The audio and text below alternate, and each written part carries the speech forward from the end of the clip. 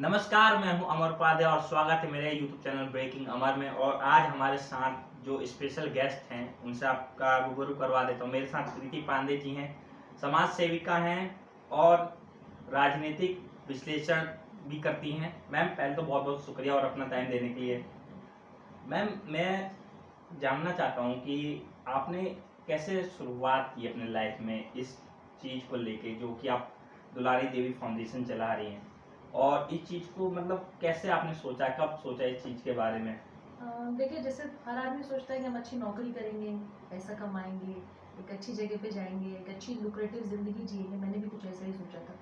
लेकिन ये काम करते करते जब नौकरी कर रही थी, नौकरी के दौरान मुझे बहुत सारे ऐसे बच्चे लाल लाल रेड लाइट्स पे मुझे मिल जाते थे, जो छोटे बच्चे सड़क पे भीख मांग रहे हैं या लाल बत्ती के काम कर रहे हैं या बलून बेच रहे हैं या कोई ना कोई छोटे छोटे रोजगार कर रहे हैं जिससे वो अपना घर चलाते हैं। तो कहीं ना कहीं एक सवाल मेरे मन में आने लगा था कि हम लोग तो अपने नौकरी पे जाते हैं, शाम को आते हैं, एक अच्छी ज़िंदगी जी रहे हैं, फिर भी अपनी ज़िंदगी से रोज़ शिकायत करते हैं। लेकिन ये बच्चे जिनके पास 2 टाइम का खाना नहीं है, अच्छी शिक्षा नहीं है, अच्छे कपड़े नहीं हैं, वो अपनी ज़िंदगी से शिकायत नहीं कर रहे हैं, उनके चेहरे पे हमसे ज़्यादा मुस्कान है। तो कहीं न कहीं वो जो चीज़ें हैं वो मेरे दिल में कचोटने भी लगी थी और वो सवाल भी कि हम इनके लिए क्या कर सकते हैं। तब दुलारी देवी फाउंडेशन की स्थापना हुई और सोशल लाइफ में मैं आई। और अब जैसे आप देख सकते हैं कि हम लोग कई राज्यों में, कई जिलों में, गाँव में, कस्बों में एक प्रयास कर रहे हैं कि हम ज़्यादा से ज़्यादा बच्चों को शिक्षा की ओर ले जा सकें। जो बच्चियाँ जिन्होंने अपनी पढ़ाई छोड़ दी है, वापस उनको पढ़ाई की तरफ कैसे मोड़ सकते हैं, उनको कंप्यूटर सिखा सकते हैं, सिलाई बुनाई सिखा सकते हैं, वो कोई ना कोई ऐसा छोटा छोटा काम जिससे वो अपनी ज़िंदगी को आगे चलाने के लिए किसी के ऊपर डिपेंडेंट नहीं है। तो एक प्रयास है जो शायद अब सफल हो रहा है। मैम, अक्सर देखा जाता है कि एक कहीं ना कहीं तो कतई आपको मामला हिट किया, पर ये आपको जब हिट किया तो आप उस समय किस कॉर्पोरेट जॉब में थी? क्योंकि जहाँ तक मैंने आपके बारे में रिसर्च की कि आपने MBA किया है, जी तो उसके बाद आपने अच्छी खासी जॉब मिली होगी, पर जी। ये किस सन की बात है? देखिए, मैं 2008 पास आउट हूँ। 2008 में मैंने MBA करके एक अच्छी नौकरी की, एक ऑस्ट्रेलियन की MNC थी, उसमें मैंने काम किया, पियरलाइट इंडिया प्राइवेट लिमिटेड। फिर एक NGO था खुशी, जो भारत के पूर्व कप्तान कपिल देव जो क्रिकेटर हैं उसके प्रेसिडेंट थे। खुशी करके उनका एक NGO है, वहाँ पे मैंने काम किया है। इसके बाद एक और कंपनी है, उस पर मैंने काम किया। 2013 में जिस कंपनी में मैं थी, उस कंपनी में मैंने 2014 में रिज़ाइन कर दिया और 2014 में मैं फुल फ्लैश सोशल लाइफ में आई, जिसमें मैंने निज़ामुद्दीन झुग्गी के पास एक झुग्गी स्कूल की शुरुआत हम लोगों ने की, जहाँ पे वो लोग जो बच्चे झुग्गियों में रहते हैं, स्कूल नहीं जाते हैं, लेकिन स्कूल उन तक कैसे आ सके, उसके लिए हम लोगों ने झुग्गियों में ये ट्राई किया कि जो कॉर्पोरेट के लोग हैं, हफ्ते में 1 दिन 2 घंटा कोई बड़ी बात नहीं। आप डोनेशन नहीं दे सकते, आप पैसा नहीं दे सकते, आप महंगी चीज़ें नहीं दे सकते बच्चों को, वो सब ठीक है, लेकिन 2 घंटा हफ्ते में 1 दिन कोई भी व्यक्ति दे सकता है। तो हम लोगों ने 7 लोगों से शुरुआत की और 7 लोग वहाँ कॉर्पोरेट के आते थे और उस स्लम में पढ़ाने का काम करते थे। उसको हम लोगों ने झुग्गी स्कूल का नाम दिया था। 2014 में हमने ये स्टार्ट किया और मुझे मतलब लगभग 6-9 साल हो गए। और 9 साल में हम लोगों ने बहुत सारे स्लम्स में बहुत सारे बच्चों के साथ काम किया है। धीरे धीरे कॉर्पोरेट के लोग हमारे साथ जुड़े, जो कहीं नौकरी कर रहे हैं लेकिन अपना टाइम डोनेट करते हैं, बच्चों के लिए पेंसिल रबर कटर स्केल लेके आते हैं, बच्चों के लिए किताबों की व्यवस्था करते हैं, खाने की व्यवस्था करते हैं। तो शुरुआत हम लोगों ने अकेले किया था, लेकिन धीरे धीरे धीरे एक बहुत बड़ा कारवां है जो हम लोगों के साथ जुड़ता जा रहा है। मैम, ये तो आप स्कूल लाए बच्चों के पास। कई बार ऐसा भी होता है कि सिर्फ एक पढ़ाने से नहीं होता, जी क्योंकि कई बच्चों की फिजिकल कंडीशन, मेंटली कंडीशन भी स्टेबल नहीं होती। उसके ऊपर भी आप, मैंने जैसे कि आपके संस्था की प्रोफाइल देख रहा था तो उसमें कुछ डॉक्टर्स के भी नाम थे, जी जी। तो क्या आप उन बच्चों का हेल्थ चेकअप पे भी ध्यान देते हैं? बिल्कुल, हम लोगों देखिए, बिल्कुल सही बात आपने कही है कि जब लोग बार बार शिक्षा पे फोकस करते हैं, पढ़ाई पे फोकस करते हैं, हम भूल जाते हैं कि जिसका पेट खाली है उसको क ख ग घ नहीं अच्छा लगेगा, हाँ। उसको ABCD नहीं अच्छी लगेगी। जिसको रात भर बुखार रहा है, आप उसको कह दीजिए कि किताब लेके बैठ के पढ़े, उसको कहाँ मन लगेगा? उसको तो बिल्कुल। बुखार है, उसके परिवार में माँ बाप को बुखार है, तो उसको कहाँ मन लगेगा? हम बिल्कुल। लोगों ने कई इनिशिएटिव की शुरुआत की, जिसमें एक इनिशिएटिव है अन्नपूर्णा केंद्र, जहाँ पे 5 किलो राशन उन परिवारों को दिया जाता है जिसमें किसी भी तरीके की समस्या है। वो हमारे ऑफिस के दुलारी देवी फाउंडेशन के किसी भी केंद्र पे आके 5 किलो राशन ले जा सकता है, जिससे एटलीस्ट वो जो माल न्यूट्रिशन के शिकार हो रहे हैं, जो कुपोषणता हो रही है उनके अंदर, जो कमजोरी आती है, खाने को नहीं मिलता। और आपको पता है कि बच्चे वो हैं कि जिसके फादर रिक्शा चला रहे हैं, जिसके फादर की छोटी सी चाय की घूंटी जैसी दुकान है। इस तरह के जो बच्चे हैं उनके पास खाने पीने की बहुत सारी समस्याएं होती हैं, तो उन बच्चों को हम लोग राशन देते हैं। साथ ही जो आप डॉक्टर्स की बात कर रहे हैं, तो हमारा एक इनिशिएटिव है परवा। परवा को हिंदी शब्द है और उसका इंग्लिश का मतलब है केयर, जहाँ पे बहुत सारे हॉस्पिटल के doctors, consultant, JR, SR, surgeons हम लोगों के साथ अटैच्ड हैं और समय समय पे उनका मेडिकल कैंप, उनके जो भी उनके हेल्थ से इश्यूज आ रहे हैं, स्किन के हैं, आइज़ के, क्योंकि जनरली स्लम में रहने वाले बच्चों के स्किन और आइज़ दो ऐसी चीज़ें जिनका मामला सबसे ज़्यादा है। बिल्कुल। तो उन डॉक्टर्स को एनरोल करके, उन डॉक्टर्स से मेडिकल कैंप लगा के, और कभी कभी जो बच्चों की रिपोर्ट आ रही है हम लोग उनको भेज देते हैं, जो दवा वो प्रिस्क्राइब करते हैं, क्योंकि वो MCI रजिस्टर्ड डॉक्टर हैं, वो दवाइयाँ उन बच्चों तक पहुँचाने का काम करते हैं। तो डॉक्टर्स का एक बहुत बड़ा पैनल हमारे साथ काम करता है, जो इन बच्चों को फ्री में मेडिकल कैंप लगाने से लेके कंसल्टेंसी की करने से लेके हेल्थ से जो भी इश्यूज आते हैं वो मदद की जाती है। अच्छा मैम, आपका दुलारी देवी फाउंडेशन अभी किन किन राज्यों में है? क्या ये पूरे भारत में अभी तक अपने जो जाहिर सी बात है कि आप एक अच्छा काम कर रहे हैं तो सोचेंगे कि हर राज्य में हो, हर राज्य के जिला कस्बा में हो, तो अब तक कितने राज्यों में है, हो गया है? देखिए, सपना तो हमारा है कि दुलारी देवी फाउंडेशन हर राज्य, हर गांव, हर गली, हर कूचा पहुंचे, लेकिन आपको पता है कि जो संस्थाएं होती हैं उनके साथ एक बहुत बड़ा चैलेंज होता है रिसोर्सेज का। बिल्कुल। कई बार हमारे पास ऑफिस का किराया देने के लिए पैसे नहीं होते, कई बार हमारे पास ऑफिस रन करने के लिए एडमिनिस्ट्रेटिव कॉस्ट नहीं होता है, कई बार जो वॉलंटियर्स हमारे साथ हैं उनको कोई समस्या आ गई, कहीं उनकी कोई मदद करनी है फाइनेंशियल, तो हम केपेबल नहीं होते। लेकिन इसके बावजूद धीरे धीरे हम लोगों ने दिल्ली में शुरुआत की, निज़ामुद्दीन में, अब हम गोरखपुर में, हम लोग मिर्ज़ापुर में, हम प्रयागराज में, हम लखनऊ में, उत्तर प्रदेश के बहुत सारे राज्यों में हम काम कर रहे हैं। उसके साथ हम बिहार में कई जगह प्रेजेंस हैं। हम झारखंड के आदिवासी बच्चों में शिक्षा में, जिनको कई बार हमारे पास ऐसी कॉल्स आ जाती है कि किसी की फीस नहीं जमा है, या कोई बच्चा है पढ़ना चाहता है, दूर है स्कूल, साइकिल नहीं है उसके पास, तो अभी आदिवासी समुदाय की बच्ची को हम लोगों ने अभी साइकिल दिलाई झारखंड में। तो बहुत सारे ऐसे जगह जहाँ पे हमारा ऑफिस नहीं है, हम प्रेजेंस नहीं है, लेकिन लोग हमें शायद टीवी डिबेट्स में देख के, या संस्था को देख के, या मुझे हमारी टीम को देख के हम तक पहुँचते ज़रूर हैं। तो यूपी है, दिल्ली है, उत्तराखंड में बच्ची हमारी नर्सिंग कर रही है हल्द्वानी में, वहाँ की जंगलों की बच्ची है, वो वहाँ पे उत्तराखंड में हम कर रहे हैं, हम यूपी में कर रहे हैं, हम दिल्ली में कर रहे हैं। बंगाल में जो लोग रिक्शा चलाते थे, हाथ की रिक्शा, आपको पता है दौड़ते हुए रिक्शा चलाते हैं, उनका कई बार फेफड़ा खराब हो जाता है, उनको लंग्स का इशू, तो उन परिवारों के भी बच्चों के साथ शिक्षा पे हम लोग काम कर रहे हैं। तो अभी हम लोग 4-5 राज्यों में एक्टिवली काम कर रहे हैं, लेकिन सोचते ज़रूर हूँ दुर्गा माँ की कृपा से, क्योंकि नवरात्रे हैं, तो मुझे लगता है कि धीरे धीरे हम जो अपने पंख हैं वो पसारेंगे। मैम, सबसे बड़ी दिक्कत होती है स्लम एरिया में, ह्यूमन ट्रैफिकिंग की जो गैंग होती है वो एक्टिव रहती है इन सब एरिया में, क्योंकि बच्चों को किडनैप करके उनसे उनके हाथ पाँव काट के सिग्नल पे बैठाया जाता है, भीख मंगवाते हैं। बिल्कुल। तो मैं ये जानना चाहता हूँ उनसे कैसे डील करते हैं, क्योंकि वो तो चाहते ही नहीं है कि बच्चे एजुकेटेड हों। सबसे बड़ी प्रॉब्लम क्या है कि जब आप किसी स्लम एरिया में काम करने जाते हैं, तो स्लम एरियाज में खुद माफियाज इतने एक्टिव हैं, चाहे वो छोटे बच्चों के साथ भीख मंगवाने का काम करें, आप उनको माफिया कह सकते हैं, आप उनको गुंडा कह सकते हैं, आप अलग अलग भाषा का प्रयोग कर सकते हैं, लेकिन वो चाहते नहीं कि ये जो स्लम्स के बच्चे हैं ये पढ़ें। अच्छा, अगर ये स्लम्स के बच्चे पढ़ जाएंगे तो लाल बत्तियों पे भीख कौन मांगेगा? अगर ये पढ़ जाएंगे तो वो अपना अधिकार जान जाएंगे, वो फिर आपके घरों में आके झाड़ू पोछा बर्तन नहीं करेंगे। आप जो बाल श्रम होता है, जो छोटे बच्चों को ये काम कराते हैं, वो अपने आजीविका के लिए काम जरूर कर रहे हैं, लेकिन कहीं ना कहीं हम उनके अधिकारों का हनन तो कर रहे हैं। क्या मैं आप अपने घर के 5 साल 7 साल 8 साल के छोटे बच्चे से झाड़ू पोछा बर्तन कराते हैं? बिल्कुल नहीं कराते। उसके लिए हम क्या सोचते हैं? उसके लिए हम सोचते हैं कि बहुत अच्छी शिक्षा हो, ये डॉक्टर बने, IAS बने, UPSC क्रैक करे, पुलिस वाला बने, जज बने, लेकिन हम जो हमारे यहाँ जो हाउस हेल्प आ रही है, जो महिला हमारे यहाँ घर में काम करती है, हम उसके बच्चे के लिए सपना नहीं देखते, हम अपने बच्चे के लिए देखते हैं। और कई घरों में तो आप देखेंगे कि जो हाउस हेल्प के बच्चे आते हैं वो भी अपनी माँ के साथ ट्रे रखना, चाय रखना, कप रखना, तो कहीं ना कहीं हम उनके अधिकारों का हनन कर रहे हैं। तो सबसे पहले तो समाज को एक मैसेज दूंगी कि जिस तरह से आप अपने बच्चों को ट्रीट करते हैं, आप कभी कभी दूसरे के बच्चों को भी वैसे ट्रीट कर सकते हैं। तब आप इक्वालिटी की बात करते हैं। हम अपने लिए इक्वालिटी की बात करते हैं, पर हम अपने बगल वाले जो बच्चे हैं उनके लिए इक्वालिटी की बात नहीं करते। हमारा बच्चा और दूसरे का बच्चा में हमेशा हम फ़र्क करते हैं। जब तक हम ये फ़र्क करते रहेंगे, ये जो बच्चे स्लम्स में रहते हैं, देखिए ये अपने परिवारों में बहुत सारी चीज़ें झेल के आए रहते हैं।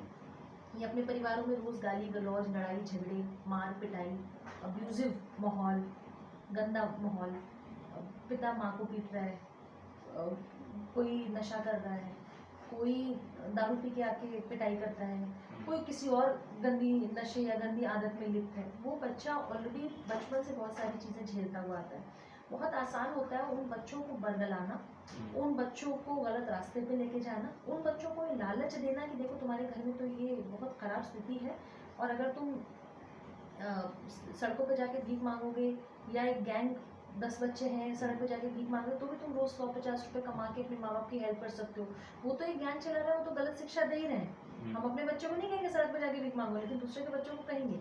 तो वो जो माफिया है ना, ये चाहते हैं कि ये बच्चे पढ़ें, क्योंकि ये जिस दिन अपने बच्चे पढ़ लिख जाएंगे, वो जान जाएंगे कि भारत में कितने सारे अधिकार उनके हैं, बाल अधिकार कितने हैं, अपने अधिकारों के लिए लड़ना शुरू करेंगे। तो अगर ये लड़ना शुरू करेंगे तो ये जो नशा बच्चों के बीच में लाया जा रहा है, आप देखेंगे कुछ बहुत सारे स्लम्स ऐसे हैं जहाँ पे छोटे बच्चे हाथ में रुमाल लेके सूंघते रहते हैं। बिल्कुल। आप कनॉट प्लेस चले जाइए, आप बहुत सारे दिल्ली की जगह, आप देश में कहीं चले जाइए, आपको बहुत सारे स्लम से बहुत सारे बच्चे मिल जाएंगे। तो आप उन बच्चों को कहीं ना कहीं वो नशे में धुत हैं, रुमाल सूंघ रहे हैं, वो कहीं सड़क पे सो रहे हैं। अब उनके साथ कोई अब्यूज़ हो जाए, उनके साथ कोई शारीरिक शोषण हो जाए, उसकी जिम्मेदारी कोई नहीं लेगा।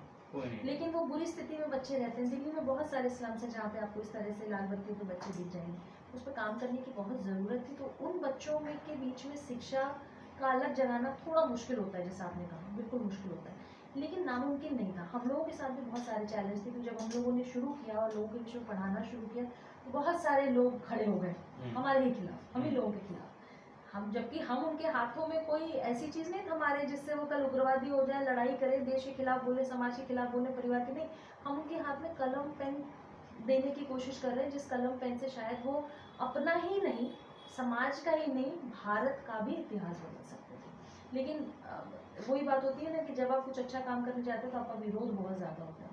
लेकिन लकीली भारत माता की कृपा थी हम लोगों के ऊपर कि हम इन सब गंदगी से, इन सब विरोध से बाहर निकलते हुए हम लोग आगे बढ़ते रहे। चैलेंजेस थे, उन बच्चों के साथ आपको जेलअप होना पड़ता है, उन परिवारों के साथ आपको जेलअप होना पड़ता है, उनको ये बताना पड़ता है।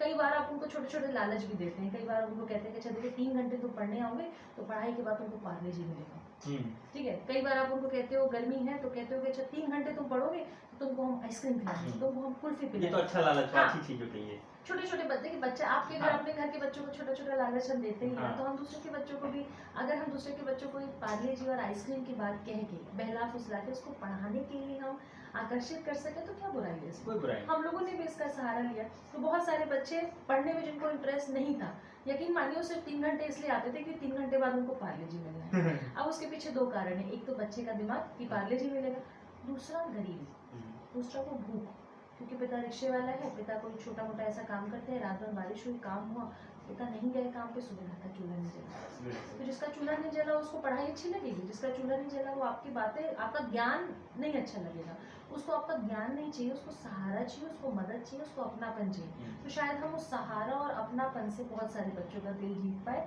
और मुझे लगता है कि ये बच्चे हमारा एक परिवार का हिस्सा बन गए हैं, और हम भी कहीं ना कहीं उनके परिवार का हिस्सा बन गए। अच्छा मैम, मैंने अक्सर देखा है कि जो ज़्यादातर जितने भी फाउंडेशंस होते हैं, संस्था होती है, उनको बाहर से फंडिंग आती है।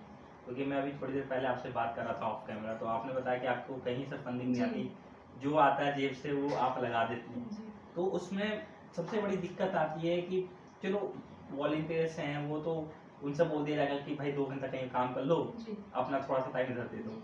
सबसे बड़ी दिक्कत आती है खुद की, क्योंकि मैं अभी यहाँ आपके ऑफिस में ही इंटरव्यू हो रहा है, तो मैं ये देख रहा हूँ कि बच्चे आ रहे हैं हर घंटे के हिसाब से, उनको पढ़ाना, कॉपी किताब देना, और फिर उनको उनकी ज़रूरतें जो स्कूल में ड्रेसिंग में जाते हैं, सबसे बड़ी दिक्कत होती है अपना ही खर्चा नहीं निकल पाता। तो ये कैसे मैनेज कर लेती हैं? और फिर बाद में ये भी होता है कि अपना तो खर्चा है ही, वो नहीं ज़रूरतें की बात नहीं, फिर परिवार को भी देखना है, क्योंकि फैमिली। बिल्कुल, मैं देखिए क्या होता है कि जब आप जैसे माँ और पिता घर में क्या करते हैं, आप घर में अगर 2 बच्चा होता है तो अपनी ज़रूरतें काटते हैं और बच्चों की ज़रूरतों को पूरा करते हैं।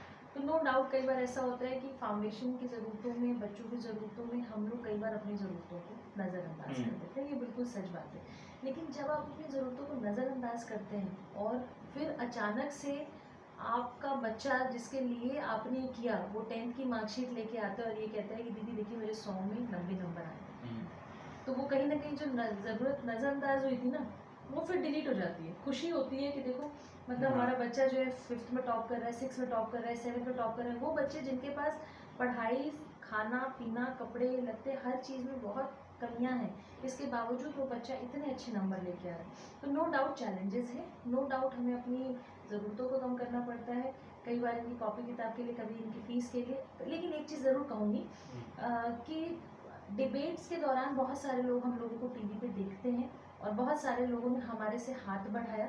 मुझे याद है कि सुशांत सिंह राजपूत के केस में जो उनके साथ अन्याय हुआ, उसके न्याय की लड़ाई जब हम लोग लड़ रहे थे तो बहुत सारे लोग हमारे साथ जुड़े और बहुत सारे लोग ने कहा कि आपको क्या ज़रूरत है, आप बताइए। आज भी मेरे ऑफिस में लोग राशन, खाना और स्टेशनरी से रिलेटेड चीज़ें, लोग पूछते हैं आपको क्या चाहिए, तो मैं कहती हूँ आप हमें पैसा मत भेजिए। आप पैसा भेजेंगे, मैं किसी थोक की दुकान पे जाऊँगी, ना मेरे पास इतनी टीम है, ना मेरे पास पीछे 100 लोग हैं, ना मेरे पास कोई बड़ी गाड़ी खड़ी है जिसमें मैं सामान लेके आऊँगी। उससे बेहतर है कि आप मुझे इतने पेंसिल, इतने रबड़, इतने कटर, इतनी चीज़ें, ये ज़रूरतें हैं, इतना राशन आप भेज दीजिए। तो बहुत सारे लोग मदद के लिए आने लगे हैं और एक कृपा है जिसके कारण अब हमारे साथ लोग जुड़ते भी हैं और नहीं भी अगर जुड़ते हैं तो हम कहीं ना कहीं मैनेज कर लेते हैं। तो मैं दिव्य इंटरव्यू क्वेश्चन तो करूँगा, पर हाँ मैं भी चीज़ कहूँगा कि मैं इनका एड्रेस ऑफिस का डाल देता हूँ अपने इस वीडियो में। आपको जो भी भेजना है, कैश छोड़ के आपको जो भी सामान भेजना है, हाँ, आप कॉपी किताब से रिलेटेड, आप पढ़ाई से रिलेटेड, आप स्कूल बैग से रिलेटेड, आप अपने जब बच्चों की स्कूल बैग्स खरीदते हैं तो जो पुराना स्कूल बैग है जो अच्छी कंडीशन में है वो स्कूल बैग भेज सकते हैं, आप वाटर बॉटल, टिफिन भेज सकते हैं। ये सारी चीज़ें आप हमारे एनजीओ में भेज सकते हैं। आपके लिए वो वेस्ट होगा क्योंकि आपका बच्चा नया यूज़ कर रहा है, लेकिन आप अगर उसको हमें दे देंगे तो आपको खुशी होगी कि आपका यूज़ वेस्ट में से बेस्ट बन जाएगा। हाँ, वेस्ट में से आप बेस्ट, और हमारे बच्चे उसको बहुत खुशी खुशी यूज़ करेंगे। कि एक शिक्षा ही ऐसी चीज़ है जो कभी छीनी नहीं जा सकती किसी से। मैम, सुशांत सिंह राजपूत की अगर अभी आपने जिक्र किया, क्योंकि मैं अभी इस पे आने ही वाला था, तो मैम सुशांत सिंह राजपूत के साथ जो अन्याय हुआ, जैसे कि अभी लास्ट ईयर एक उसी हॉस्पिटल के सदस्य ने बोला कि वो मर्डर केस उन्होंने बताया, तो इस दौरान सुशांत को मारने की क्या वजह हो सकती है जो कि अभी तक साफ नहीं हो पाई? देखिए, इस केस पे बहुत बोलना सही नहीं है क्योंकि वो ऑलरेडी कोर्ट में है। हाँ। लेकिन एक चीज मैं जरूर कहूंगी कि जो जनता के सवाल है सुशांत सिंह राजपूत के केस में लेके, वो सवाल तो हम टीवी पे हमेशा पूछते आए हैं। कहीं पे अगर कोई क्राइम होता है किसी, मैं मान लेती हूँ कि ये मर्डर नहीं है, ये नॉर्मल सुसाइड है एज पर द थ्योरी जो मुंबई पुलिस कमिश्नर की थ्योरी थी, जो वहाँ के गृह मंत्री की, सचिन वाजे, जितने इस तरह के लोग थे, मैं मान लेती हूँ इनकी बात। लेकिन आप मुझे बताइए कोई जगह की जहाँ पे क्राइम होता है, क्या उस जगह को पुलिस क्राइम सीन को खुला छोड़ देती है? बिल्कुल नहीं। उस पूरे जगह को सीज किया जाता है, लॉक किया जाता है, पुलिस अपनी कस्टडी में लेती है, कोई जा नहीं सकता, कोई आ नहीं सकता। क्यों ऐसा है कि सुशांत सिंह राजपूत के ही केस में सुशांत के वो घर जहाँ सुशांत की हत्या हुई, जहाँ हम लोग कहते हैं कि सुशांत का मर्डर हुआ, उस जगह को खुला क्यों छोड़ा गया मुंबई पुलिस द्वारा? पहला सवाल। दूसरा सवाल कि उस घर में जितने लोग रहते थे, उस पिठानी और उसके वो नौकर चाकर, मैनेजर, जितने ऐसे लोग जो उनके साथ रहते थे, सुशांत सिंह राजपूत के टुकड़ों पे पलते थे, किसी को भी इंटेरोगेशन के लिए क्यों नहीं बुलाया गया? क्या सुशांत एक नॉर्मल व्यक्ति थे, एक आम आदमी थे? और अगर आम आदमी थे तो भी आम आदमी का अधिकार है, वो तो इतने बड़े एक्टर थे, उनके केस में ऐसी लापरवाही कैसे की गई कि जितने लोग उनके साथ रहते थे किसी का इंटेरोगेशन नहीं हुआ? आप देखिए कि सब लोग नई नई जगह काम कर रहे हैं। अधिकतर हम सुनते हैं कि उनका जो कुक है वो बॉलीवुड के कहीं और खाना बना रहा है, कोई उसका जो नौकर चाकर है वो कहीं और। नौकर चाकर में इसलिए कहती हूँ कि मैं इनकी बिल्कुल भी इज्जत नहीं करती हूँ, उससे ज़्यादा इज्जत हम अपने घर के स्टाफ, अपने मैनेजर्स की करते हैं, क्योंकि जो जिस थाली में इन्होंने खाया उस थाली में इन्होंने छेद किया। दूसरा, इतना बड़ा व्यक्ति जिसका पोस्टमार्टम होता है, उस पोस्टमार्टम की वीडियोग्राफी नहीं होती, क्यों? ये नियम है कि वीडियोग्राफी होनी है, और सुशांत सिंह राजपूत इतना बड़ा नाम थे, सुशांत सिंह राजपूत की बॉडी के पोस्टमार्टम की वीडियोग्राफी क्यों नहीं की गई? ये बहुत बड़ा सवाल है। सबसे बड़ा सवाल ये है कि जो लोग वहाँ पे रहते थे, आपने उनको सेट फ्री कर दिया, आपने उनको जाने दिया, और आज 2.5 साल हो गया। अब तो फिर भी चलिए सरकार बन रही है, थोड़ी बहुत उम्मीद हम लोग भी रखते हैं, लेकिन फिर भी मैं मानती हूँ कि देश का इतना बड़ा हाई प्रोफाइल केस, जिसपे आज भी विश्व भर में लोग ये जानना चाहते हैं कि सुशांत सिंह राजपूत के साथ क्या हुआ। मैं खुद, सबको छोड़ दीजिए, मैं खुद जानना चाहती हूँ सुशांत सिंह राजपूत के केस में। सुशांत का एक ऐसा केस था, बहुत सारे केस पे देखिए हम लोग डिबेट करते हैं, लेकिन सुशांत का एक ऐसा केस था जिसपे मेरी बहुत इमोशनल अटैचमेंट सुशांत के साथ हो गई। जिस तरह के वो व्यक्ति थे, लोगों की मदद, सुशांत के जाने के बाद मुझे पता चला कि सुशांत बहुत सारे बच्चों की शिक्षा पे काम करते थे। सुशांत ने बहुत सारे बच्चों के घर चलाए। सुशांत ने बाढ़ पीड़ितों के लिए पैसा दिया, और आज तक ये बड़े बड़े बॉलीवुड के जो 3rd क्लास एक्टर हैं, वो कहीं पे चेक देते हैं तो अपने बड़े बड़े एनजीओज के नाम पे वो चेक देते हैं, उनका नाम होता है। सुशांत ने तो कभी इसको मतलब पब्लिक में दर्शाया ही नहीं कि मैंने कितनों की मदद की, क्या किया। कितने लोग साइंटिस्ट बनने के लिए नासा में कितने बच्चों को वो भेजते थे, जिनको वो मदद करते थे, जिनका वो पैसा अपनी पॉकेट से देते थे। कुछ तो होगा सुशांत सिंह राजपूत में कि आज पूरे विश्व पटल पे सुशांत को लोग जानते हैं। बिल्कुल, अक्सर हम देखते हैं इतने साल हो गए हैं, 2.5 साल बीत गए हैं, फिर भी कहीं ना कहीं ट्विटर के किसी न किसी ट्रेंडिंग सेक्शन में जस्टिस फॉर सुशांत सिंह राजपूत बिल्कुल बिल्कुल आता है। और जिसने पोस्टमार्टम किया था वो खुद ये बात कह रहा है कि मैंने अपने सीनियर से कहा, मैं अपने सीनियर के पास गया, मेरे सीनियर ने मुझे डांट के भगा दिया या हटा दिया, जो भी उनके शब्द थे। तो इसका मतलब सबको पता था कि सुशांत सिंह राजपूत के केस में क्या चल रहा है। कहीं ना कहीं मिली भगत थी उस समय के सरकार के लोगों की। दिशा सालियान के भी देखिए केस में एसआईटी गठित हुई है, बात कर रहे हैं एसआईटी गठित करने की, होने की, बीच में अभी रिसेंट न्यूज में आया। मतलब बहुत सारे लिंक्स हैं। अगर जनता के इतने सारे सवाल हैं, हम लोगों के इतने सवाल हैं कि हमने तो ये तक सुना था कि दिशा सालियान को जिस बिल्डिंग से वो गिरी थी, उसमें जो रजिस्टर था, उस रजिस्टर की कुछ पर्टिकुलर डेट की एंट्री फाड़ दी गई थी, पूरा पेज फाड़ दिया गया था। तो अगर सब कुछ नॉर्मल था तो क्यों ऐसा है कि सिर्फ उसी रात को, जिस रात को वो गिरी है, उसका एक पेज, मतलब जो न्यूज में हमने देखा कि पेज उसका पड़ा हुआ है। क्यों, किसको जरूरत पड़ी है? सुशांत का कई बार सिम, उनके डेथ के कुछ महीनों पहले से कई बार उनके सिम बदले गए, 20-30 से ज्यादा उनके सिम बदले गए। एक आदमी कौन, मतलब आपने 10 साल के करियर में कितने सिम बदले? मैंने भी नहीं बदले होंगे, हार्डली 1 या 2, 3। ठीक है। तो मैं कैसे मान लूं कि सुशांत सिंह राजपूत ने महीने 2 महीने में 20-30-40 सिम बदल दिए? क्यों बदले? क्यों? उसका रीजन क्या है? 30-40 सिम यानी कि प्रतिदिन एक सिम। वो सिम क्यों बदले जा रहे थे? वो सिम बदलने के क्या कारण था? सुशांत को कोई धमकी तो नहीं देता था, सुशांत को कोई हड़काता तो नहीं था, कोई डराता तो नहीं था। क्या वजह थी कि सुशांत सिंह राजपूत अपना सिम रोज बदलते थे? क्या वजह थी कि सुशांत सिंह राजपूत के बहन के आने के पहले, जो उनकी सिस्टर है मीतू दीदी, जो बार बार कहती आई है, उनकी सिस्टर के आने के पहले उनकी बॉडी को उतार के नीचे रख दिया गया? क्यों पुलिस के आने का वेट नहीं किया गया? उनकी हाइट, सुशांत की हाइट जितनी थी, उससे कम हाइट पे पंखा से बेड लगा हुआ है। तो कैसे एक लंबा आदमी जिसकी हाइट ज्यादा है, उसकी हाइट से कम हाइट जिस बेड और पंखे की है, वो लटकेगा कैसे? वो तो छू लेगा। और वो एक हरे रंग के कपड़े से इतनी बड़ी बॉडी लटक जाएगी, पता नहीं चलेगा। तो ये सारे सवाल जितने लोगों को, और उसके पीछे वो कौन लोग हैं, वो कौन सी कंपनियां हैं जो चर्सी चक्रवर्ती हैं, चर्सी चक्रवर्ती के अकाउंट में कहां से पैसे आए, सुशांत के अकाउंट से कहां पैसे गए, फिर उसी कंपनी ने रूट करके उनके अकाउंट में पैसे डाले। तो ये सब पैसे का हेरफेर कहाँ हो रहा था? सुशांत की बॉडी क्यों उतारी गई? क्यों उनके बहन के आने का वेट नहीं किया गया? क्यों उनकी डेथ के 2 दिन पहले मैडम चली जाती हैं, 4 दिन पहले क्यों चली जाती? बहुत सारे सवाल है जो उस समय इन्वेस्टिगेशन का, मतलब ये सब बेस होना चाहिए था। पता नहीं कितनी इन्वेस्टिगेशन हुई, फिर उस घर को खाली छोड़ दिया जाता है, लोगों के आने जाने के लिए छोड़ दिया जाता है। कुछ ही दिन बाद उस घर की पुताई करके वो ऑन सेल ऑन रेंट चल रहा है।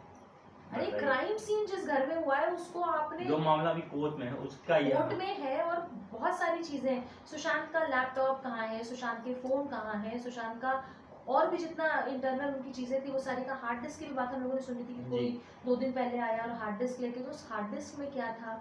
सुशांत के नाम से क्यों इतना डरते हैं लोग? क्यों सुशांत के केस को बंद करने के लिए वहाँ की मुंबई पुलिस, उस समय की मुंबई पुलिस कमिश्नर हो गए, सचिन वाजे हो गए, गृह मंत्री हो गए, उस समय की सरकार हो गए, क्यों बॉलीवुड के इतने बड़े बड़े लोग जो 2 कौड़ी की फिल्में बनती हैं उस पर एक दूसरे को ट्विटर पे बधाई देते हैं, लेकिन सुशांत की डेथ पे, सुशांत के मर्डर पे किसी ने भी किसी इन्वेस्टिगेशन की बात नहीं की? क्यों सुशांत के जन्मदिन 21 जनवरी को बॉलीवुड उनको विश नहीं करता उनकी डेथ के बाद भी? क्यों? बहुत सारे सवाल है। सुशांत से क्यों चिढ़ते थे लोग, क्यों डरते थे लोग? क्योंकि उसके ऊपर कोई गॉडफादर नहीं था, कहीं ना कहीं वो आपके ये चरस गांजा गंदगी को शायद वो जान चुका हो। बहुत सारे सवाल हम लोगों के मन में भी है, और पर्सनल लेवल पे तो मैं चाहती हूँ कि सुशांत का case should be resolve as soon as possible. सब चाहते हैं, क्योंकि एक सवाल ये भी उठता है, क्योंकि उन्होंने इंजीनियरिंग की, नंबर रैंक में सबसे अव्वल आए, क्योंकि जो वो पढ़ाई करके आए थे, क्योंकि उस पढ़ाई को करने में ही इंसान डिप्रेशन का शिकार हो जाते हैं कई बार। और फिर थ्योरी आई थी कि हमने पढ़ा था कि डिप्रेशन में आए, फिर उन्होंने सुसाइड कर लिया। देखिए बॉलीवुड में जितने लोग सुसाइड कर लेते हैं या सुसाइड करवा दिया जाता है, जिनका मर्डर हो जाता है या उनको रास्ते से हटा दिया जाता है, बहुत सारे ऐसे लोग हैं। उनमें सबसे पहले थ्योरी डालते हैं कि वो डिप्रेशन में था। मतलब उनकी 4 बहनें ये कह रही हैं कि मेरा भाई डिप्रेशन में नहीं था, लेकिन हम एक 3rd क्लास लड़की जो नेशनल टेलीविजन पे आके सुशांत सिंह राजपूत के सिस्टर के बारे में अनाप शनाप बोलती है, हम उस लड़की की बात मान के, और हम ये 1-2 प्रवक्ता हैं महाराष्ट्र के जो थे, जो बकवास किया करते थे हमेशा सुशांत और उनके परिवार के बारे में, हम उनकी बात माने, लेकिन हम सुशांत सिंह राजपूत की 4 बहनों की बात नहीं माने। क्यों नहीं माने भाई? जिन बहनों ने उनको जन्म लेने के बाद से बड़े होने तक उनकी शिक्षा दीक्षा, उनके पालन पोषण में जो बहनें साथ रही हैं, वो अपने भाई को ज्यादा अच्छे से जानती हैं, और जो 2-3 साल से उनके जीवन में प्लांट की गई लड़की है, वो उनके बारे में ज्यादा जानती है। एक जिस स्कूल जिस कॉलेज में वो पढ़े, जो वो फिजिक्स, अरे जो आदमी तारों से बातें करता हो, जो प्लैनेट से बातें करता हो, जो तारों से बातें करता हो, जो आसमान की दुनिया को समझता है, बॉलीवुड उसको क्या समझेगा? 8वीं पास, 10वीं पास, 12वीं फेल तो बॉलीवुड में है। बाप दादा के पैसों पे फिल्में बना के, पिता फिल्म बनाते हैं, बेटा हीरो है, चाचा डिस्ट्रीब्यूटर है, और फिल्म हिट हो जाती है। घर में फिल्म बन गई, पापा एक फिल्म बना दो, हाँ जी कल फिल्म बन गई, हिट हो गई। खुद ही अपने फिल्म को 5 में से 5 नंबर दे देते, 4 नंबर देते। Sushant was a genius. Sushant जिस कॉलेज में पढ़े, वहां पढ़ने की बॉलीवुड के लोगों की हैसियत नहीं है। उनके बच्चे वो एग्जाम क्रैक नहीं कर सकते। ये क्या वैल्यू? ये सुशांत सिंह राजपूत के पैरों के धुआं नहीं। मैं तो ये बात मानती हूँ, क्योंकि मैं सुशांत के डिबेट के, मैं देखिए पहले नहीं जानती थी, मैं सुशांत की बहनों से धीरे धीरे कई बार मेरा मिलना हुआ, प्रोटेस्ट पे मिलना हुआ। इतना अच्छा परिवार, इतने संस्कारी परिवार। मैं पटना गई तो मैं दिसंबर में सुशांत के पिता से मिली। मेरा बहुत मन था कि मैं 2 साल में जब भी जाऊंगी बिहार, तो मैं उनके पिता से जरूर मिलूंगी, कि कोई कारण नहीं मिलने का, ना कोई कारण ना कुछ, बस मैं मिलना चाहती थी, मेरे दिल में एक इच्छा थी। मैं गई, मैं उनसे मिली, मैंने कोई बात नहीं की इस केस के बारे में, क्योंकि वो पिता ऑलरेडी 2.5 साल से वो परेशान है। रोज वही, इन्होंने अपने एक मतलब यंग बच्चे को खोया है, बेटे को खोया है, इकलौते बेटे को खोया है, बहनों ने अपना भाई खोया है। उनकी राखी की हम उनके भाई दूज की हम कल्पना भी नहीं कर सकते। मैं उनसे मिली, पैर छुए, थोड़ी देर उनके साथ बैठी, ऐसे ही घर परिवार की इधर उधर की, सुशांत के बचपन की बातें हुई कहीं ना कहीं। लेकिन मेरे को मन में लग रहा था कि बताओ, सुशांत के लिए हम लोग इतना लड़ते हैं, इतना लड़ते हैं, कहीं ना कहीं ये आज एक इतने बुजुर्ग पिता सामने बैठे हैं, इतनी ज़्यादा उम्र के पिता बैठे हुए हैं बुजुर्ग, हम इनको क्या जवाब दें कि इनके बेटे को न्याय कब मिलेगा?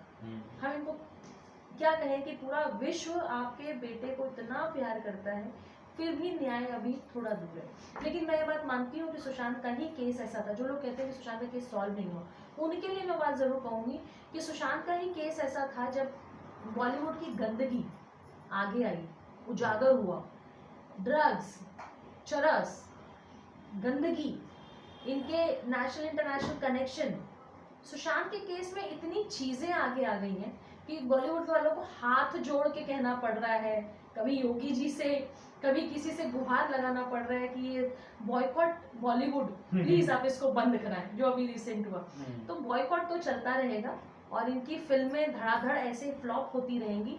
सुशांत महादेव का भक्त था, नवरात्र चल रहा है, और मैं हमेशा चाहूंगी कि दुर्गा माँ का वो जो पावर है, जो उनका एक ऑरा है, वो सुशांत के केस को और तेजी से सॉल्व कराए। और महादेव का भक्त हमेशा कहा है मैंने कि तांडव करेगा, और महादेव का भक्त यहाँ था, आज वहाँ है, लेकिन वो वहाँ से स्वयं महादेव से तांडव करा रहा है। यही कारण है कि जो 20 साल 30 साल से बहुत बड़े बड़े बॉलीवुड स्टार्स थे, सबकी दुकानें बंद हो गई, सब सड़कों पे आ गए, और सब हाथ जोड़ के उत्तर प्रदेश के सीएम से कहते हैं कि बॉयकॉट बंद कराइए आप। अभी तो मैं एक न्यूज आई थी कि सब मिले भी थे यूपी में आके कि जी, जो फिल्म स्ट्रीम बन रही है यूपी में, उसको ना बनवाया जाए, या फिर उसको जो हो रहा है इसे एक ब्रांच के तौर पर रखा जाए, पर हेड ऑफिस मुंबई रहा जाए। देखिए मेरा ये मानना है कि वो, देखिए योगी जी का जो डर है वो तो हर जगह का है। बिल्कुल।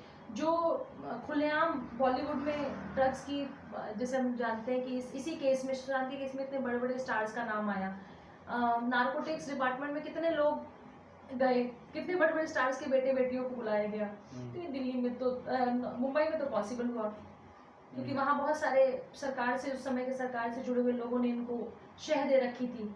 इनको पुलिस से जुड़े हुए परमवीर सिंह टाइप के लोगों का शह रहा होगा। ये यूपी में तो नहीं पॉसिबल है, अभी वो लोग कह रहे हैं उत्तर प्रदेश में तो नहीं पॉसिबल है, योगी जी के राज में तो नहीं पॉसिबल है। ये तो मैं बेट लगा सकती हूँ कि मैं उत्तर प्रदेश की खुद की बेटी हूँ, मैं उत्तर प्रदेश की बेटी हूँ, जन्मी हूँ पली हूँ, मैं जानती हूँ कि योगी आदित्यनाथ के आने पे उत्तर प्रदेश यहाँ से यहाँ आया। हमारा प्रदेश जो है वो परचम लहरा रहा है पूरे देश में। हम को कहीं जाते हैं तो बड़े गर्व से लोग कहते हैं कि आप बड़ा गर्व महसूस करते हो। मैंने कहा हाँ भाई, जिस आदमी को वोट दिया है, हमारा वोट नहीं खराब किया, और कहीं ना कहीं अंदर से बहुत सम्मान महसूस करते हैं अपने सीएम के प्रति कि हमने ऐसा सीएम चुना है। तो जो गंदगी बॉलीवुड वहाँ करता था, वो गंदगी नोएडा के फिल्म सिटी में तो नहीं पॉसिबल है। जो ये गंदगी करते आए हैं, जो आप देखिए छोटी बच्चियां जो वहाँ पे काम के लिए जाती हैं, जिनको कोई गॉडफादर नहीं, किस तरह से उनको एक्सप्लॉइट किया जाता है, कितने सारे केसेस ऐसे आए। नोएडा में तो ये सब पॉसिबल, उत्तर प्रदेश की धरती पे तो पॉसिबल, ये गंदगी वहीं ये कर सकते थे, अब इनको सुधरना ही होगा।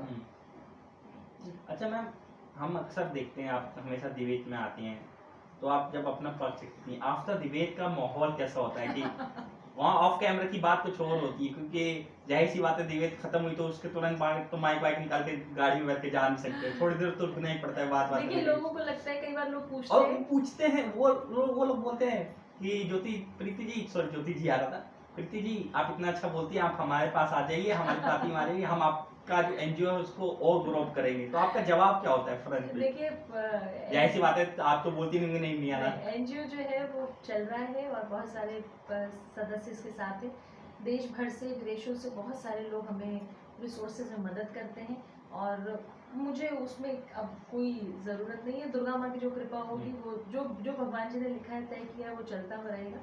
और बच्चे जो हैं वो अपनी तकदीर, अपनी किस्मत लेके खुद आते हैं। तो मुझे लगता है कि फाउंडेशन में जो बच्चा यहाँ कदम रखता है, हम जन्म लेते हैं धरती पे तो हम अपनी किस्मत लेके आते हैं। तो जो बच्चा दुलाईदेवी फाउंडेशन में कदम रखता है, उसकी किस्मत महादेव खुद लिख रहे होते हैं। तो उसमें तो कोई न मैं कुछ हूँ ना आप कुछ, हम आप माध्यम हो सकते हैं लेकिन हम कुछ कर नहीं रहे। माध्यम हम आप हैं लेकिन कर सब कुछ महादेव है, सब कुछ दुर्गा माँ कर रही है। लेकिन हाँ जरूरी है कि डिबेट में लड़ाई के बाद, बहसा वैसी के बाद, इतनी ज्यादा आर्ग्यूमेंट के बाद, देखिए किसी का कोई व्यक्तिगत तो किसी से लड़ाई नहीं। आपने अपना पक्ष रखा, मैंने अपना पक्ष रखा, आपको सफेद रंग पसंद हो सकता है, मुझे नीला रंग पसंद हो सकता है, वो एक बहस का विषय होगा। लेकिन हम डिबेट के बाद जब मिलते हैं, लाउंज में बैठते हैं, साथ में सब लोग चाय पीते हैं, तो जो डिबेट में मैंने कहा, जो डिबेट में आपने कहा, किसी और पक्ष विपक्ष के लोगों ने कहा, हम उसको डिबेट तक ही रखते हैं, क्योंकि किसी से कोई जाति दुश्मनी या पर्सनल लेवल पे किसी से कोई नहीं है। तो उसको भी देखिए, समाज में डेमोक्रेटिक कंट्री है ना, यहाँ तो अफजल गुरु की भी डेमोक्रेसी की बात करते हैं, हम अफजल गुरु के भी फ्रीडम ऑफ स्पीच की बात करते हैं, फ्रीडम ऑफ एक्सप्रेशन की बात करते हैं। यहाँ तो आतंकवादियों को भी बोलने की आजादी है। तो हम लोग तो फिर भी डिबेट में जाते हैं, यहाँ के अच्छे नागरिक हैं, देश के अच्छे नागरिक है, समाज को बढ़ाने की बात कर रहे हैं, जाते हैं, अपना पक्ष रखते हैं, चले आते हैं। लेकिन कुछ मुद्दे ऐसे होते हैं जिसपे आप कॉम्प्रोमाइज नहीं कर सकते। आप आतंकवाद पे कॉम्प्रोमाइज नहीं कर सकते, आप राम जी पे कॉम्प्रोमाइज नहीं कर सकते, आप धर्म पे कॉम्प्रोमाइज नहीं कर सकते, आप देश पे कॉम्प्रोमाइज नहीं कर सकते। तो वहाँ कहीं ना कहीं एक मनमुटाव तो हो ही जाता है डिबेट में। बाद में उसको ठीक करने की सब लोग कोशिश करते हैं, लेकिन सब आदरणीय है, सब एक दूसरे से रिस्पेक्टफुल हैं। बोलते हैं वो लोग कि आइए हमारी पार्टी में। नहीं, लोग कई बार हंसी मजाक में कह देते हैं कि अच्छा अरे आप यहाँ कहाँ एनजीओ चला रही है या एक्टिविस्ट है, आप पार्टी में आ जाइए, किसी भी पार्टी का नाम लेके, किस पार्टी में आइए, ये करिए, हंसी मजाक चलती रहती है, वो परिवार का तो आप मतलब आप जिस लहजे से आप बोल रही हैं, मतलब आप बात को घुमा के काट रही हैं। हाँ, मैं बिल्कुल कोशिश करती हूँ कि भाई साहब मैं बहुत खुश हूँ, कभी देखा जाएगा, कभी मौका आएगा, ऐसे कह के मैं उसको वहीं से टाल जाती हूँ, क्योंकि सब अपने हैं, जितने लोग डिबेट में बैठते हैं सब अपने, कहीं ना कहीं हम पैनलिस्टों का भी एक रिश्ता हो जाता है आपस में, एक दूसरे के साथ इतने सालों तक बहस करते करते भी वो एक रिश्ता बन ही जाता है। नहीं, कई बार होता है कि डिबेट में कोई सीरियस टॉपिक चल रहा है और सामने वाला कोई ऐसी बात बोल देता है, तो कई बार होता है ना कि पेन लेने लगते हैं। लेकिन कोशिश यही रहती है कि हम डिबेट की बात डिबेट तक छोड़ दें और वास्तविकता में जब मिले तो अच्छे से एक दूसरे से मिले, एक दूसरे से आदर सत्कार स्नेह के साथ मिले। और समाज है, समाज में सबको अपने अपने तरीके से बोलने का अधिकार है, लेकिन कुछ मुद्दों में कॉम्प्रोमाइज नहीं हो सकता। उसी तरह सुशांत सिंह राजपूत का केस मेरे दिल के बहुत करीब है, उसके साथ भी कॉम्प्रोमाइज नहीं। बिल्कुल, ये तो होना भी नहीं चाहिए, क्योंकि न्याय तो हर किसी का अधिकार है। मैं एक चीज और जानना चाहता हूँ, जैसे कि होता है ना कि आप जब सिंगल होते हो तो कुछ भी करो, घर वाले को नहीं बोलते हैं, पर आप एक एज के बाद जब आपकी शादी हो जाती है, और जाहिर सी बात है आपकी शादी हो ही रखी होगी। सिंगल अच्छा ठीक है, तब ये क्वेश्चन और भी आसान हो जाता है पूछना। तो क्या आप अभी भी आपके के ऊपर प्रेशर रहता है कि ये अब तो हाँ। कुछ कर लो लाइफ में, तो कहीं सेटल होता है, कब तक करोगे ये हाँ सब? देखिए, ऐसा नहीं है, परिवार है, माँ बाप है, तो जैसे आपके घरों में कहते हैं, हमारे घरों में, वैसे मेरे घर में भी कहते हैं। तो मैं अभी तो यही कहती हूँ कि भाई अभी तो फाउंडेशन की शुरुआत की, अभी बहुत सारे बच्चे पढ़ रहे हैं, परिवार की उनकी जिम्मेदारी मेरे ऊपर है। और भविष्य में कभी देखा जाएगा कि अगर कोई ऐसा व्यक्ति टकराए जिससे एक कंपैटिबिलिटी मिले, जो शायद फाउंडेशन को, एनजीओ को, बच्चों को, जो मैं करना चाहती हूँ राष्ट्र समाज के लिए, अगर उससे हमारा कभी मन मिले इस तरह सा, तो देखा जाएगा। यही कह के वहाँ पे भी मैं फिलहाल तो अभी डाल दी हूँ। मतलब आपने 2008 में किया शुरुआत, एमबीए करके जॉब कर रही थी, और मैं 2008 में स्कूल में अपना 10th का बुक ठीक कर रहा था बैठ के। देखिए क्या किस्मत है कि आप 2008 की पढ़ी लिखी एमबीए किया, ग्रेजुएट, हाईली ग्रेजुएट लेडी, एक अंडर ग्रेजुएट बंदे को इंटरव्यू दे रही है, ये तो किस्मत की बात है। पर मेरे को ये जानना है कि 2008 से लेकर 2023 तक आपकी लाइफ में क्या क्या चेंज आया है अब तक, क्योंकि स्कूल कॉलेज में तो दुनिया देखी नहीं होती है, तो जॉब के बाद ही शुरुआत देखिए, होती है, जब अब तक जॉब क्या में चेंज थे आया? तो जॉब में ये लगता था कि जॉब करना, नौकरी करना, पैसा कमाना और उस पैसे को खर्च करना, बस यही जिंदगी होती है। अच्छे कपड़े पहनना, अच्छा खाना खाना, अच्छा घूमना, यही लगता था। और राम मंदिर बनेगा कि नहीं, ये मेरा विषय नहीं था। ट्रिपल तलाक क्या होता है, ये मेरा विषय नहीं था। अनुच्छेद 370 हटना चाहिए, ये मेरा विषय नहीं था। एक नॉर्मल स्कूल कॉलेज की तरह हम लोग भी पले बढ़े हैं। हाँ, हमेशा चाहते हैं कि समाज में शांति रहे, सुख रहे, भाईचारा रहे, लेकिन धीरे धीरे जितना करीब इन चीज़ों से आते रहे, निर्भया का केस हुआ, जितना इन केसों को समझते रहे, फिर लगा कि नहीं नहीं, बहुत कुछ है करने के लिए, सिर्फ नौकरी नहीं हो सकती। आप सुबह 10 बजे नौकरी के लिए गए और शाम को 5 बजे 6 बजे फ्री हो गए, आप उससे नहीं कर पाओगे। आपको कहीं ना कहीं आप समाज में जो हो रहा है, राष्ट्र में जो हो रहा है, आप उससे मुंह मोड़ के काम नहीं कर सकते, क्योंकि आप उसका हिस्सा हैं। अनुच्छेद 370 सिर्फ मोदी जी के लिए इम्पोर्टेंट नहीं है। अनुच्छेद 370 भारत के 130 करोड़ की जनता के लिए इम्पोर्टेंट है। आतंकवाद पनपेगा और कहीं पे बम फूटेगा, तो उस बम के चपेट में किसी का भी परिवार आ सकता है, किसी का भी। इसलिए अनुच्छेद 370 हटना चाहिए, वो विषय होना चाहिए। हम अपने घरों में नवरात्रों में पूजा कर रहे हैं दुर्गा माँ की, हम रामनवमी में राम जी की पूजा करते हैं, और हम अयोध्या को कहते हैं कि राम मंदिर नहीं बनना चाहिए, वहाँ पे कोई स्कूल कॉलेज हॉस्पिटल बन जाना चाहिए। तो हम भारतीय संस्कृति को, हम भारतीय परंपरा को हम अवॉइड करके, जिसको विश्व भर में पूजा जा रहा है, जिसको विश्व भर में अपनाया जा रहा है, खुद भारत के ही लोग उस पर संदेह करते हैं, खुद भारत के ही लोग सवाल करते मिल जाते हैं कि अरे राम मंदिर बन के क्या होगा। राम मंदिर बन के ये होगा कि जो आपकी धरोहर है वो बची रहेगी। आपका घर बन के क्या होगा, मत बनवाइए अपना घर बन के क्या होगा। और आप आज बनवा रहे हैं कि 500 साल बाद भी आप उसी घर में रहेंगे। तो आप अपने घर के लिए तो बहुत कंसर्न है कि आपका घर बनना चाहिए, आपका परिवार उन्नति करना चाहिए, आपका बच्चा पढ़ना चाहिए, लेकिन हम वो चीज़ ना राम जी के लिए सोचते हैं, ना हम समाज के में पढ़ने वाले, सड़क पे भीख मांगने वाले बच्चों के लिए सोचते हैं, ना वो ट्रिपल तलाक महिला जो विक्टिम है ट्रिपल तलाक की, ना हम उसके लिए सोचते हैं। तो कॉलेज स्कूल के बाद से लेके आज तक शायद सोच में बहुत बदलाव आया। मैं कई बार कोशिश कर रहा हूँ कि आपको थोड़ा फनी वे में ले जाऊँ, पर आप ब्रेक दबा के गाड़ी को सीधा सीरियस वे में ले जा रही हैं, क्योंकि मैं सवाल पूछने की सोच रखता हूँ, तो फिर आप ऐसा क्यों कर रही है? बार बार कोशिश कर रहा हूँ कि आपको फनी वे की। मुझे लगता है कि मैं पिछले 7-8 सालों में, सच बात है कि लाइफ बहुत सीरियस हुई, बहुत सारे सीरियस इश्यूज पे बातों में दिख रहा है। हाँ, हम लोगों ने बहुत सीरियस इश्यूज पे काम किया, और आज भी आप एक बार फाउंडेशन और सुबह आके बैठेंगे तो किसी की तबीयत खराब है, किसी का एक्सीडेंट हो गया है, किसी के फादर को एडमिट कराना है, किसी के पति ने महिला को बहुत पीट दिया है, किसी बेटी का 12th का पेपर है, उसके पिता ने ड्रिंक करके, दारू पी के असाइनमेंट फाड़ दिया एक रात को, तो सुबह 10 बजे से लेकर रात को 8 बजे तक तो हम यही कर रहे हैं। इसके बाद हम डिबेट में राष्ट्र और समाज के मुद्दों पे लड़ाई करते हैं। लेकिन कहीं ना कहीं बैलेंस रखने के लिए बहुत ज़रूरी है कि आपकी ज़िंदगी में कुछ खुशनुमा पल होने चाहिए, हैपनिंग होना चाहिए। बहुत सारे मेरे फ्रेंड्स हैं, बहुत सारे मेरे फैमिली मेम्बर्स, और सबसे ज़्यादा तो मेरी दोस्ती इन बच्चों के साथ है जो आप इतने देर से एनजीओ में आके देख रहे हैं। तो कहीं ना कहीं वो हम बहुत सारे, दिवाली है, होली है, ईद है, क्रिसमस है, न्यू ईयर है, हम यहाँ सेलिब्रेट करते हैं, हम डांस करते हैं, हम बहुत सारे गानों पे यहाँ पे साथ में बच्चों के डांस करते हैं, हम स्पोर्ट्स खेलते हैं, हम यहाँ पे लूडो भी खेलते हैं बैठ के। तो बहुत सारी चीज़ों में हम लोग अपने दिमाग को बैलेंस करने के लिए इन बच्चों के बीच में भी मुझे लगता है कि हम बैलेंस बना के अपनी ज़िंदगी के एक अच्छे पल भी चाहिए। अच्छा, कभी ऐसा फनी एक्सीडेंट हुआ है कि आप किसी, क्योंकि जाहिर सी बात है कि एक आप समाज सेविक हैं, एनजीओ चलाना है, फिर बहुत सारी चीज़ें हैं, पर पर्सनल लाइफ में ऐसा कोई फनी मोमेंट हो गया हो कि कोई आया आप बड़ा हिम्मत करके कि बोलने आज ज्योति जी को अपने दिल की बात बताई दें, और फिर उसे के दिमाग में आया अरे यार ये तो यही है वही है जो शाम को टीवी डिबेट में गुस्से करती हैं, और उस दौरान आप किसी और सोच में हो, क्योंकि होता है ना। देखिए क्या होता है कि टीवी, बात तो सही है कि टीवी डिबेट करते करते और जितना इंटरव्यूज में हम लोग मुस्कुराते हैं, हंसते हैं या व्यक्तिगत जीवन में, उतना टीवी डिबेट में नहीं होता। टीवी डिबेट बहुत फायदी होती है। टीवी डिबेट में आपको 2 मिनट 3 मिनट का टाइम मिलता है, आपको उसमें अपनी बात रखनी है, सामने वाले बात का वाले जिसने सवाल पूछा उसका काउंटर भी करना है आपको सब कुछ। तो कहीं ना कहीं आपकी एक इमेज बनने लगती है, और वो फायर ब्रांड की जब इमेज बन जाती है तो उसको तोड़ना भी मुश्किल होता है।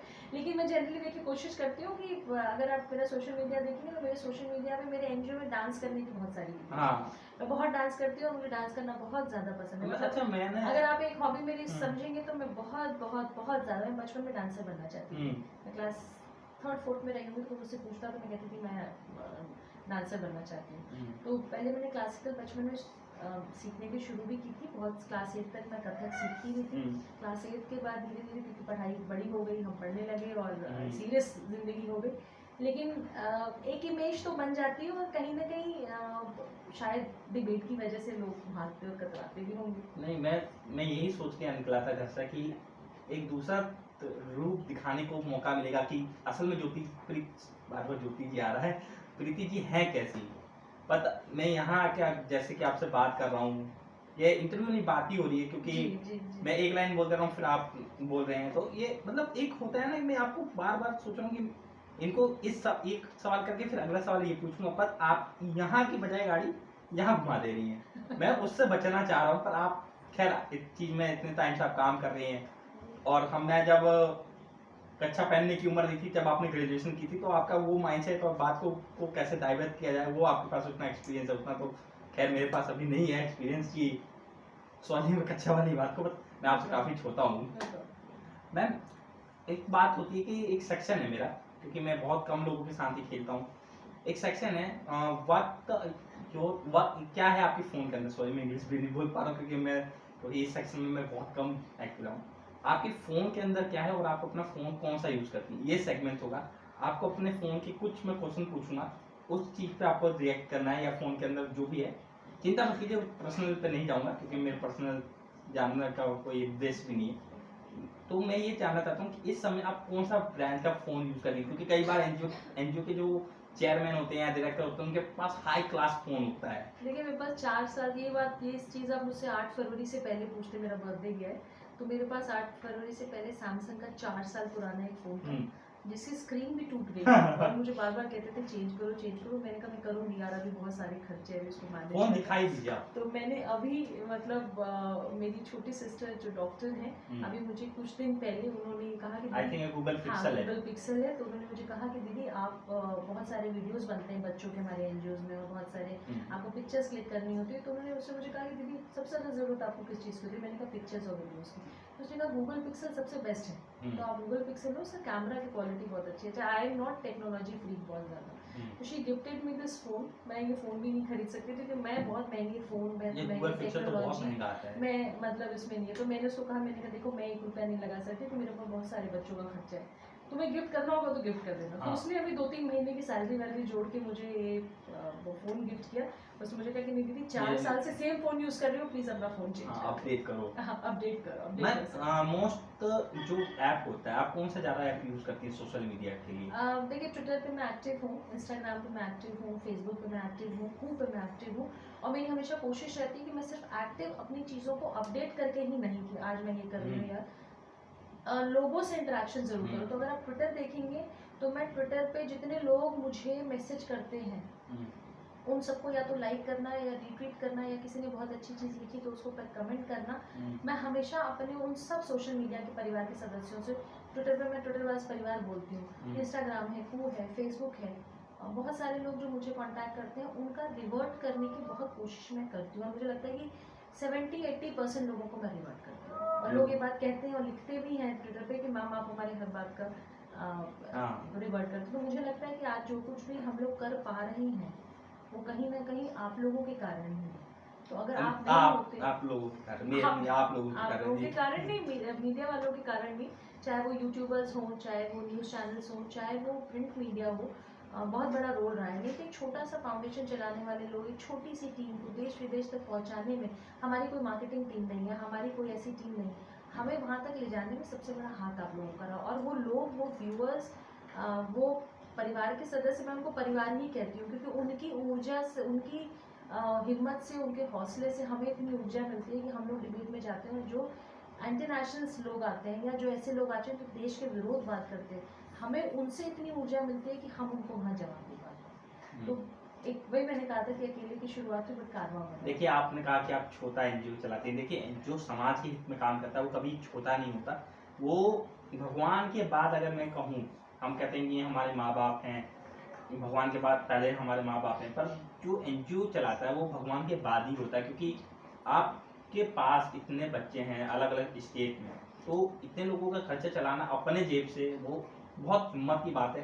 क्योंकि या तो ईश्वर कर सकता है या ईश्वर का कोई रूप कर सकता है। तो आप बहुत से बच्चों के लिए वो ईश्वर का रूप है, मेरे नज़र में तो यही है। क्योंकि मैंने बहुत से एनजीओ देखे हैं जो अलग अलग फाउंडेशन के चेयरमैन हैं, कहीं से उनको ब्लैक मनी के रूप में पैसा आ जा रहा है या गुप्त दान आ जा रहा है, पर आप जो कर रही हैं अपने जेब से, क्योंकि शब्दों में बयान नहीं किया जा सकता।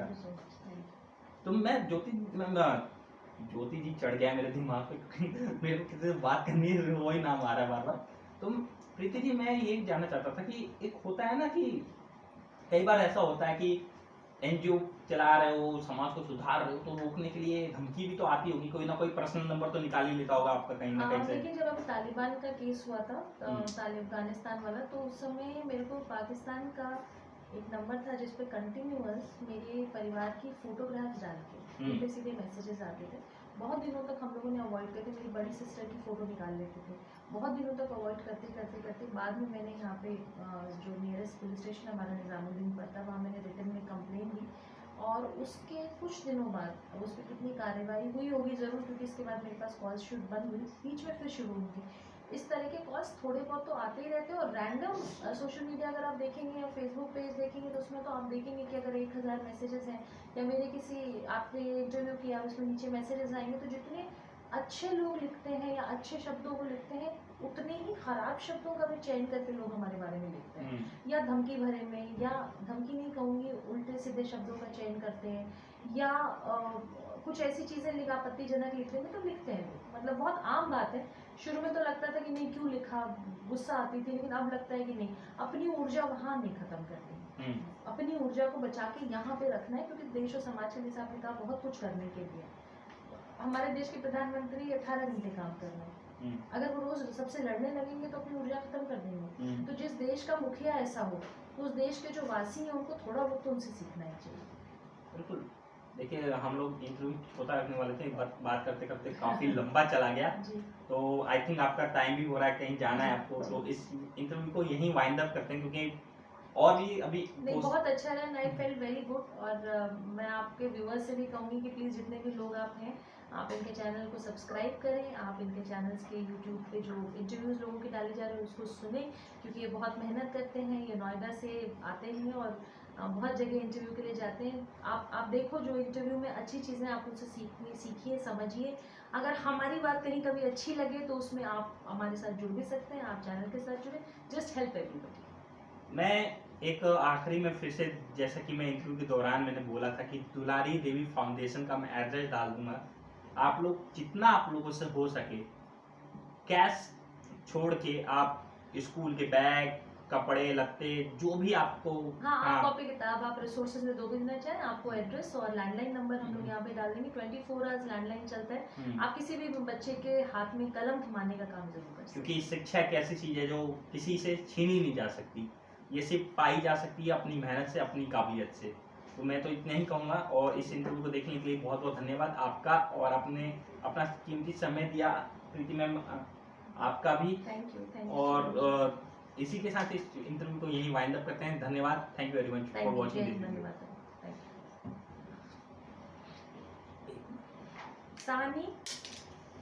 सानी